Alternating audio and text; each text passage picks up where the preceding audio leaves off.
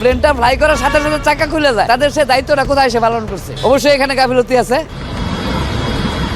কক্সবাজার থেকে ঢাকাগামী বিমান বাংলাদেশ এয়ারলাইন্সের একটি ফ্লাইট মাঝ আকাশে পেছনের একটি চাকা খুলে পড়ার ঘটনায় হযরত শাহজালাল আন্তর্জাতিক বিমানবন্দরে জরুরি অবতরণ করেছে। তবে এতে হতাহতের কোনো ঘটনা না ঘটলেও প্রশ্ন উঠেছে বিমান বাংলাদেশ এয়ারলাইন্সের ভ্রমণে নিরাপত্তা ঝুঁকি নিয়ে। ইতিমধ্যে সামাজিক যোগাযোগ মাধ্যমে শুরু হয়েছে নানা বিতর্ক ও সমালোচনা।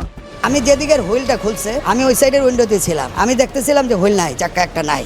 শুক্রবার দুপুরে BG436 ফ্লাইটটি কক্সবাজার থেকে ছেড়ে আসে। উড্ডয়নের কিছু সময় পরেই বিমানটির পিছনের একটি চাকা খুলে নিচে পড়ে যায়। এরপরই ক্যাপ্টেন জামিল বিল্লাহ জরুরি অবতরণের জন্য ঢাকার এয়ার ট্রাফিক কন্ট্রোলকে অবহিত করেন।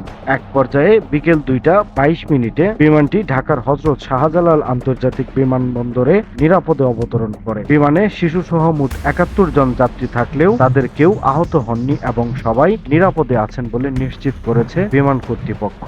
সেই সাথে বিমান বাংলাদেশ এয়ারলাইন্সের মহাব্যবস্থাপক ABM রোশন কবির গণমাধ্যমে জানান, ঘটনার তদন্তে বিমানের chief of safety captain Enam তালুকদারকে প্রদান করে একটি তদন্ত কমিটি ইতিমধ্যে গঠন করা হয়েছে।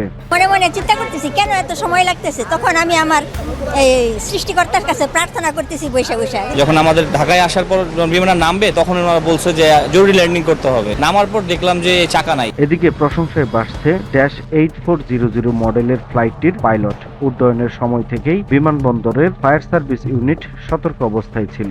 পাইলটের সময়োচিত সিদ্ধান্ত এবং দক্ষতার কারণে সম্ভাব্য বিপর্যয় এড়ানো সম্ভব হয়েছে বলে জানিয়েছেন বিমান কর্তৃপক্ষ। সময়ের কলম, নিউজ ডেস্ক।